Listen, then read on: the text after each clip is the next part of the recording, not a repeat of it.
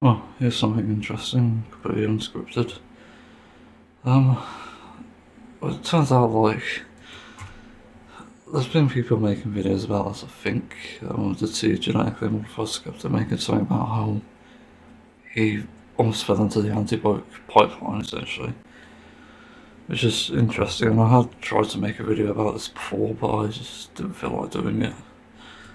I made several commentaries and I couldn't feel it at the time, really. I wanted to do something sort of different other than explaining my history with essentially the anti-woke pipeline, how that came to be. Uh, so I'll just do it briefly. Around 2015, 2016, sort of got into the wrong group of people and lost some of my first goal video because of that. It wasn't really pleasant at all, but it happened, and when I tried to distance myself from them, I ended up going down this anti-woke pipeline, in a sense.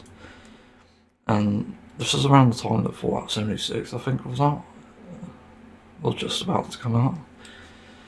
And there was a bunch of drama videos about it and controversies, and some of these channels were actually anti-woke, and that's essentially how they got to me. I won't name names, but there are definitely a few. There's some who just make stupid claims and shit, and some that are sort of more down that pipeline than others. Some are just starting by the looks of it, and some are not. But it's a weird situation. There's not really any other way to describe it. And I think that part of the reason I fell down that pipeline is because the amount of people who were speaking out, the people who were nice and genuine and not actually anti-woke, were non-existent, essentially. And I have no idea how this came to be, given that the internet sort of feels like almost an exclusive thing for, well, woke people, essentially. And yeah, that was a weird point in my life. And at the time I was watching the Oddcast Jingle Jam, which is actually can explain how I got the woke mind virus, let's call it. I got into them years ago as a child, watching Tech It and Shadow Roosevelt, and even some of the old gameplay videos like Saints Row 2 and stuff. There's quite a fair bit of history, and it's looking back on it, and actually I've been listening to the Odd Pod recently, which hasn't aged well in some aspects. Some parts have, but other parts no. Holy shit, some of it just hasn't aged well at all. What sort of interested me is just how they were essentially progressive before progressive people were. And it's fascinating to me because it means that they're a nice lot, essentially. And I was watching their Jingle Jam charity live stream one day, and I won't go into the full story, but someone did something amazing that day and changed my mind on everything and helped me to realise that I was actually pansexual myself. And I thought that was fascinating because I didn't even know this about this person who did this amazing thing, and it surprised me. I wasn't expecting that at all. And even on that day, I was never even considering the fact that I would be hearing someone say all this. I'll say it's just a coming out story, that's all I'll say though. And because it was a nice person doing it, it just made me question what my morality was around it.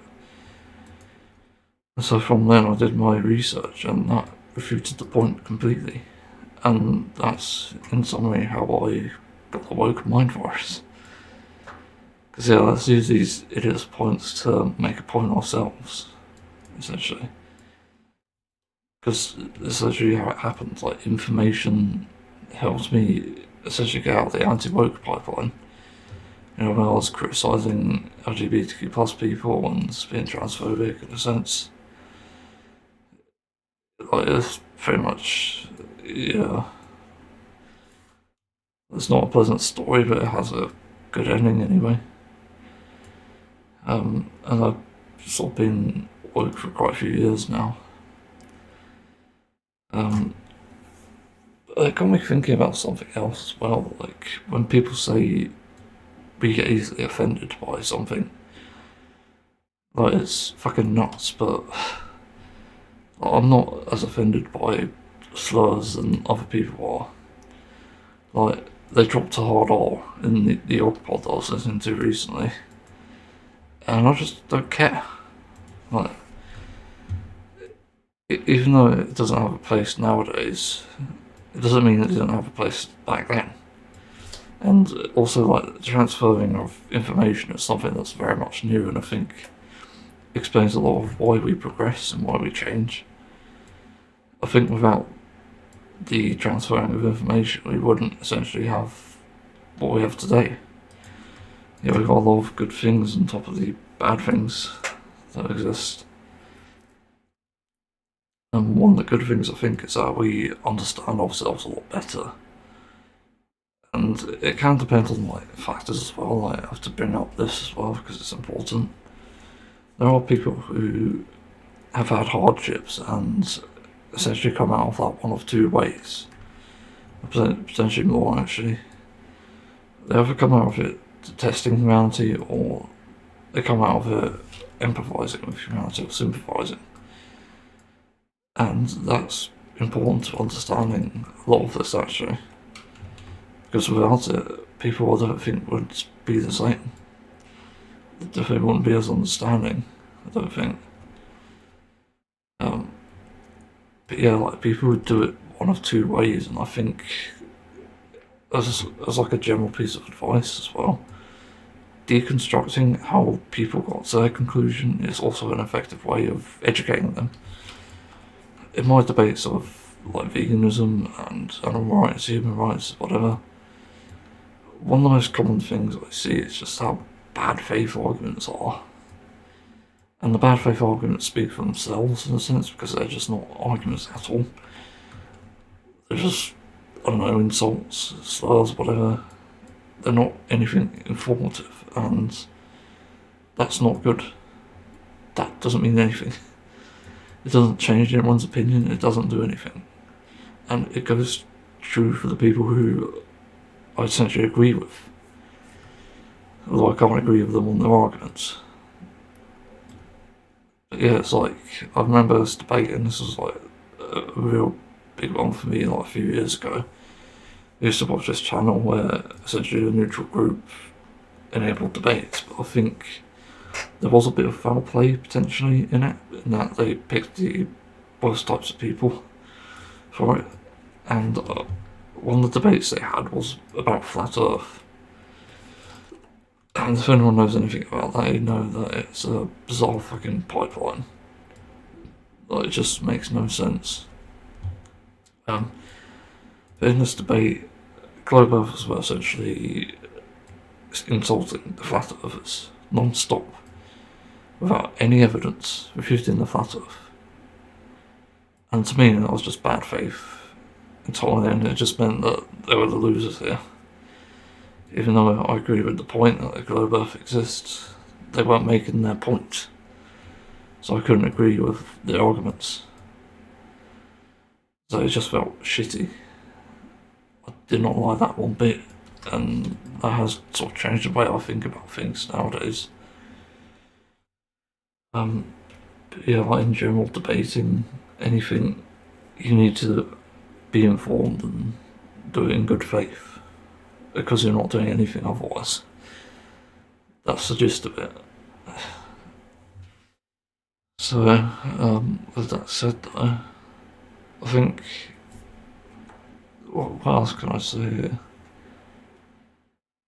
So, like, with how we get offended by things nowadays. It's not so much that people are offended, it's mostly that things go out of fashion. And this can be for good reasons, it can be for, like, I don't know what you call it, like, not sensitivity, but more like peace of mind and, in general, trying not to be hostile with each other. Because, back when there was no information, people were allowed to do whatever they want. They could call you an N-word, they could call you a faggot, which I'll say because I'm not offended by it, and personally, I like being called it. It means that I can strengthen myself and take an insult and not really care. But yeah, that's one of the things I will say. Yeah, like back then, it would go under the radar, so even if it was deemed offensive, it would not stand up, essentially, because there was no proof of it. And people would call you whatever. But nowadays, you can't really get away with that. And I think there's good reasons for it. I remember looking at lots of different things, and also, like, even things that people generally dislike or disagree with, you can find good information about, and essentially that stops a lot of the anguish. I'll just put this in here, but like paraphilic disorders and stuff, and like schizophrenia, any mental illness that exists, there's information on it, and one of the common traits that they all have is that they're all inherent to people. Like, they don't go away. They can't be gotten rid of. And that's like one of the really damning things, and it just makes you wonder, what can you do? Because obviously stopping it at the source is not an option, like many people seem to think it is, but it's not. You can't kill people just because they're born a certain way. It's just immoral, and even then you kill innocent people in that process. People who mean well and don't want to have these things. And like, this is one of the greatest advantages of having information out there. At least before AI generated stuff comes up and starts replacing it. Probably that won't age well. I mean, what I've said.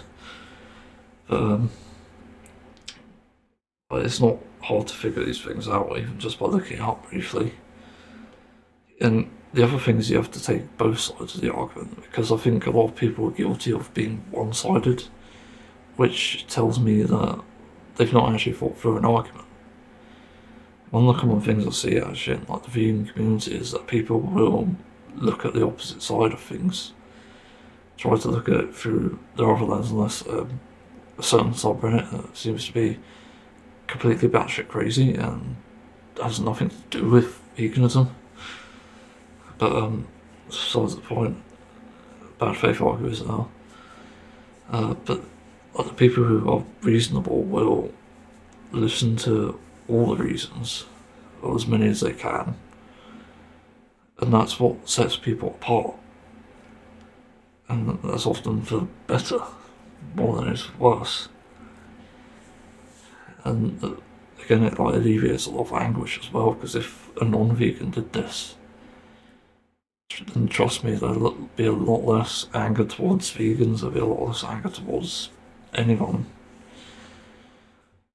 And that's, I think, why a lot of people end up anti-woke. It's because they don't take in the information, they don't look at it. Instead, it's like they pull the ball over their eyes, as I put it, and how does that sound?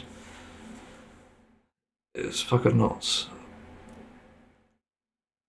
I think there's only one other thing I need to talk about. That's like how things have changed and what exactly you can and can't say anymore. Like, I've watched an 80s commercial compilation or something, I think, and God, it did not age well. Like, most of it didn't anyway.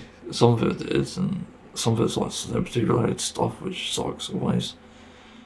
As I said recently, no throne, no bone.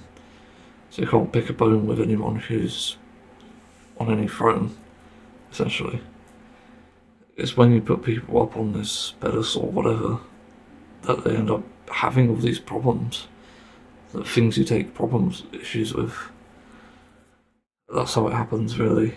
And if you don't hold them too closely and in high regard, you don't have to care. And that's honestly great. I've been doing that for years and it's just helped so much. And I've done it less with like even looking into bands and stuff. It's done wonders essentially. Like with information and things that have changed. Again, like it changes for the better and because we understand ourselves much better. Just to use an example, because I'm saying this in context here. Because I'm autistic and have learning disabilities, a lot of people naturally think I'm an infant.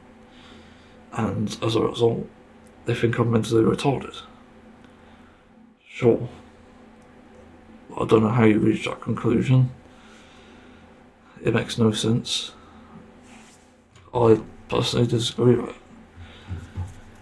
And the reason why the word changed is because people didn't like the label.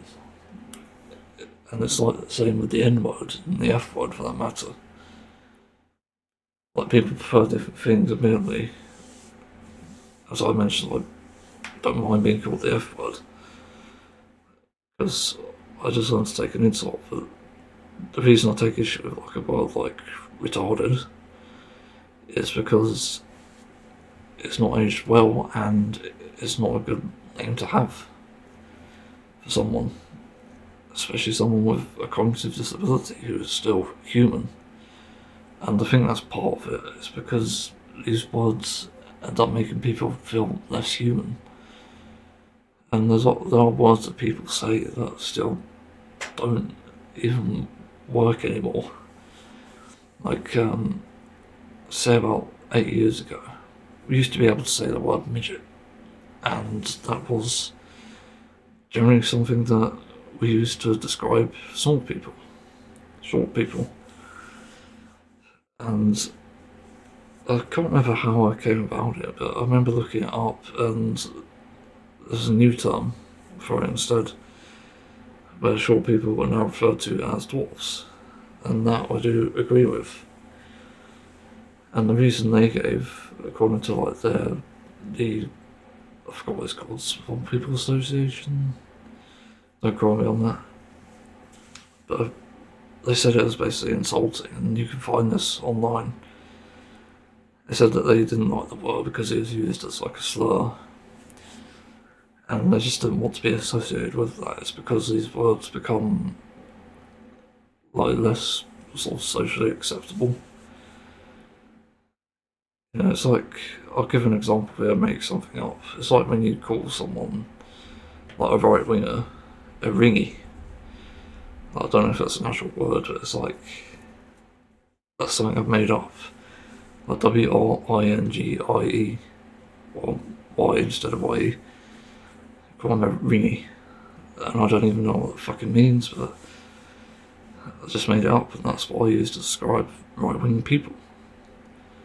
And over time, as people use that word as an insult, it becomes more of an insult, and people won't accept that. Even the people who are just sort of tolerant of it, and in a sense that could change with me, for example, with like accepting being called the word faggot. And again, it could change, but I don't know until the future essentially lays itself out. And the same with like the spreading of information. And like, there could be points where, again, it depends on personal preference. That's always a factor in this. I think the point still stands here that it doesn't exactly matter what you're called, it's just whether people use it too much and as like a discriminative thing. And like that's the thing I completely forgot to mention, didn't think about. It's also discrimination. And I think the people who use things discriminatively, how do you say it? or the people making it a bad word. And it's the same with most things, really. Same with disability, the same with sex, gender, whatever. It was like the word transvestite. Like, even though that was the correct term back in the day, it's only changed because people didn't like the word. It's being used discriminatively. I could be very wrong on this, but that's how I've reached a conclusion. And it's changed because people prefer a different term. They prefer the more professional term in a sense, like they favour information, they favour science, for example. And the correct term is transgender, and there's a lot of correct terms for things now. You know, we don't say gay people are homosexual. Homosexual might be the scientifically correct term, but people prefer gay because that's socially acceptable. There's a lot of intertwining in these different terms and definitions. And I don't think it's necessarily something that's escapable, it's just something that happens, and yeah. And there are definitely things nowadays with like the passing of information that I don't get. It definitely exists, you do encounter it if you're on the internet long enough. But yeah, like that's just my anti-woke sort of pipeline video thing. And how I became woke, the mind virus. Hopefully people found that interesting though. God. I don't really care that I drop a slur word. Again, I think people are in a sense a bit too sensitive to things. That's probably the only thing that I sort of agree with. And I think there's a difference between like joking about tragedy and joking about it on like a personal level. You can't make 9/11 jokes necessarily. But I've seen actually someone online admit to liking them. And the thing that just feels off about that is that a lot of people suffered and died because of it. And again, a fucking weird sort of tangent as well. Like in the Wano arc in One Piece, and there's spoilers for this. Basically, there's this group of people in this country who are fed a fruit that makes them basically laugh all the time, laugh and smile. And even during a tragedy, they were laughing and smiling, and people are like, what the fuck is wrong with them? And then it was explained that the fruit was doing this, the thing they were fed. It's just like, holy shit. Like, at first you think, okay, this is just a part of culture, and that's actually pretty cool, but in the end it's like something very dramatic and definitely dark as well. Yeah, it's like taking things on a very personal level, or if it's a tragedy. I think that's where I tend to draw the line though. But I don't know if you can associate some slurs with tragedy, like the N words. I think you can, because that was used in the times of slavery. That was used in the time of discrimination against black rights. It's like there were also terms like in like women's rights, like people saying women belong in the kitchen. That didn't age well, and that's personally a tragedy because it meant that women couldn't vote, couldn't drive, couldn't even have their own free will, essentially. And that's where I sort of draw the line. It's when tragedy meets the word, essentially. And tragedy contains the word, I suppose. Yeah, I could be wrong about that, and that's why I'm open-minded on most of this. Yeah, I think that's all I've got to say though. So thanks for listening, and see people another time.